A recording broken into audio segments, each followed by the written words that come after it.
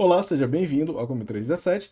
E hoje a ideia é nós comentarmos um pouco sobre esse episódio de Ananias e Safira. Um episódio curto, mas que dá pra gente tirar aí algumas lições.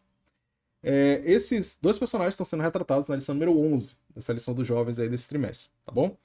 Vamos pro nosso texto bíblico. É o seguinte, o texto principal é Atos capítulo 5, porém eu vou começar no capítulo 1 só pra gente dar aí uma contextualizada, tá? O livro de Atos ele vai abrir com essa promessa que Jesus faz aos discípulos. Então ele diz o seguinte: olha, determinou-lhes que não se ausentassem de Jerusalém, mas que esperassem a promessa do Pai. Que promessa era essa? Que eles fossem batizados com o Espírito Santo. Ok? A partir desse acontecimento, que é no capítulo 2, o Espírito Santo, então, o livro de Atos, ele vai narrar essa influência que o Espírito Santo tem nessa comunidade, certo? Nos discípulos, nos apóstolos, ok? Vai narrar também como que vivia essa comunidade e também vai narrar a expansão do evangelho através dessa comunidade, que é a promessa do verso 8: mas recebereis poder ao descer sobre vós o Espírito Santo, e sereis minhas testemunhas tanto em Jerusalém, como em toda a Judéia, Samaria e até os confins da terra. E esses confins da terra, assim, o personagem talvez mais lembrado dessa parte é o apóstolo Paulo. Ok? Então vamos lá, se nós formos em Atos capítulo 4, verso 32 por aí, nós vamos ver como que vivia essa comunidade, certo? Que carinhosamente é chamada aí de igreja primitiva, certo? Ela é uma igreja que não é isenta de erros. Um deles a gente vai ver até agora, que é Atos capítulo 5, certo? Ou seja, vamos dizer assim, um escândalo que aconteceu dentro da igreja. Então, não é uma igreja isenta de erros. Mas, com certeza, uma igreja que tem inúmeras qualidades. Que congregação hoje, que comunidade hoje não queria viver algo parecido com o que eles tinham, certo? Então, aqui nós vamos narrar aqui alguns pontos. Por exemplo, verso 32. Da multidão dos que creram, era um o coração e a alma. Ninguém considerava exclusivamente sua nenhuma das coisas que possuía, tudo, porém, lhes era comum. Com grande poder, os apóstolos davam testemunho da ressurreição do Senhor Jesus. E em todos eles havia abundante graça, pois nenhum necessitado havia entre eles. Porquanto, os que possuíam terras ou casas, vendendo-as, traziam os valores correspondentes e depositavam aos pés dos apóstolos. Então se distribuía a qualquer um à medida que tinha necessidade. E aí ele vai mostrar um exemplo disso, que é com Barnabé. Barnabé tinha um campo, era um levita, certo? Natural de Chipre. Ele tinha um campo, ele vendeu e ele trouxe o preço e depositou aos pés dos apóstolos.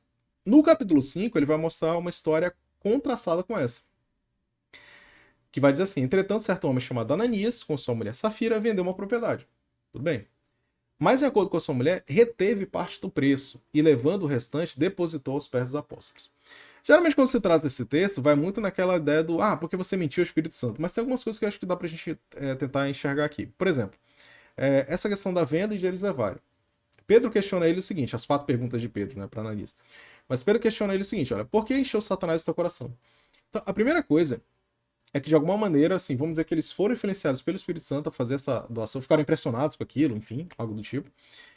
Mas, em algum ponto ali, algum sentimento surgiu ali no coração deles, por exemplo, a cobiça, a ganância, alguma coisa surgiu ali que fez com que eles voltassem atrás, certo? Esse é um dos pontos aqui que o texto parece identificar. Conservando porventura não seria teu? Então, assim, outra coisa é que isso parece que não era algo obrigatório. As doações que eram feitas aqui, o que dá a entender que eram voluntárias. Então ele até faz esse questionamento: olha, se você não continuasse com a tua propriedade, não seria tua? Certo? Não ficaria com você? E vendendo, não estaria em teu poder? Ou seja, se você tivesse vendido sem ter se comprometido com essa doação, ainda não seria. O valor não seria seu ainda? Né? Mas por que você se comprometeu a fazer essa doação e você voltou atrás? Então parece que esse que é o problema, esse engano, né? Essa ilusão que eles provocaram ali, certo? É que parece ter sido o problema nesse caso. Tá? Por isso que ele vai falar: ó, não mentistes aos homens, mas mentistes a Deus. Ouvindo essas palavras, Ananias caiu e expirou. Certo? E aí acontece a mesma coisa com a esposa. Pedro também pergunta à esposa: olha, por quanto vocês venderam a terra? E ela respondeu: por um tanto. Né? E aí ele falou: então, por que entraste em acordo para tentar o Espírito do Senhor? Novamente, a ideia é que o Espírito Santo ele está preocupado com essas situações. Inclusive, essa situação não vai ser deixada passar. Né? Assim, acontece uma coisa terrível aqui, mas, de novo, o Espírito Santo está presente, está de olho nessa comunidade. Ok? Eu trouxe dois trechos de Ellen White aqui que eu acho que resumem bem esse episódio. Tá? Um deles está no Conselho sobre Mordomia, onde ela vai dizer o seguinte: olha, o coração de Ananias e da esposa foram movidos pelo Espírito Santo a dedicar suas posses a Deus, como seus irmãos o tinham feito. Mas depois de terem feito o voto, recuaram e determinaram não cumpri-lo. Embora professassem dar tudo, retiveram parte do preço. haviam praticado fraude para com Deus, haviam mentido ao Espírito Santo e seu pecado foi visitado com juízo rápido e terrível. Certo? E no Testemunhos para a Igreja diz o seguinte, ó. Eles, né, caso Ananias e Safira, eles tinham voluntariamente prometido dar uma porção de sua propriedade para a promoção da causa de Cristo.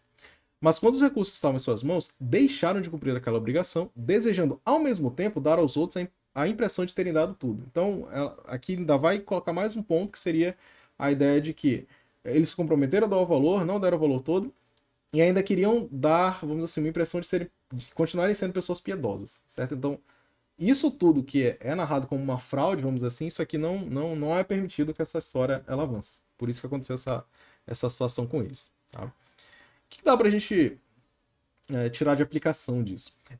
Separei um comentário aqui, que é do comentário exegético do Novo Testamento, livro de Atos, que ele vai dizer o seguinte, olha, a comunidade de seguidores de Jesus em Jerusalém é descrita não como um ideal, mas como uma realidade.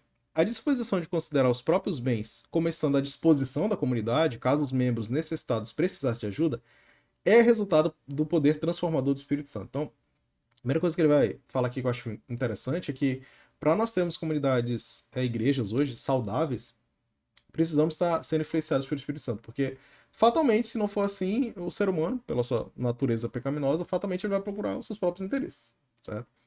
Então, essa ideia de você conseguir pensar no outro, você abrir mão de um pouco do que é seu pelo outro, seja não só recursos financeiros, mas do seu tempo, da sua energia, da sua disposição, isso é obra do Espírito Santo, certo? Por isso que o Evangelho por isso que assim, o Evangelho é maravilhoso, porque ele consegue fazer com que o ser humano faça coisas que naturalmente ele não faria, ok? Assim, a nossa natureza pode até existir a ideia da caridade, sim, pode existir, né? Uma pessoa ela se dispõe, não, eu vou fazer o bem, mas talvez aquilo, você dispor de alguma coisa que é preciosa para você, não só de novo dinheiro, mas é tempo, energia, coisas desse tipo, coisas que são muito, muito caras a você, assim, coisas que são muito importantes para você, e você abrir mão disso para doar para uma outra pessoa, eu não acho que é uma tarefa tão simples, tá? Então, eu acredito muito nessa influência que o Espírito Santo ele acaba transformando, acaba influenciando aí o nosso coração, a nossa mente para fazer isso, tá? E aí no final ele vai dizer o seguinte: a identidade da comunidade de Jerusalém é caracterizada por um afastamento do interesse próprio ou dos interesses do grupo e uma virada em direção ao outro, certo? Virada em direção ao próximo. Então, essa é a lição que eu acho que dá pra gente tirar aqui, que estejamos sempre sendo influenciados pelo Espírito Santo, porque no momento que deixarmos disso, começarmos a fazer, de repente, a nossa vontade de ficar à frente, podemos estar incorrendo na mesma situação ali que Ananias incorreu, ou seja, de repente ter permitido uma abertura ali para que a cobiça subisse a mente, ou a ganância, algo do tipo, e aí acabaram com esse fim trágico, né? Então que Deus nos abençoe, que a gente consiga, novamente, ter comunidades cada vez melhores, cada vez mais influenciadas pelo Espírito Santo, e principalmente que a gente consiga entender que uma comunidade, ela se ajuda, certo? Acho que uma das grandes qualidades que existe na chamada igreja primitiva é que existe essa ajuda mútua, certo? A comunidade, ela sobrevive por conta dessa ajuda mútua, e o próprio texto vai dizer que, mais à frente, que por conta dessas práticas, né, o evangelho ele ia sendo expandido e mais iam sendo acrescentados, certo? Mais pessoas iam sendo acrescentadas, tá bom? Espero que essa mensagem aqui te ajude de alguma maneira, tá bom? Eu vou ficando por aqui. Até mais.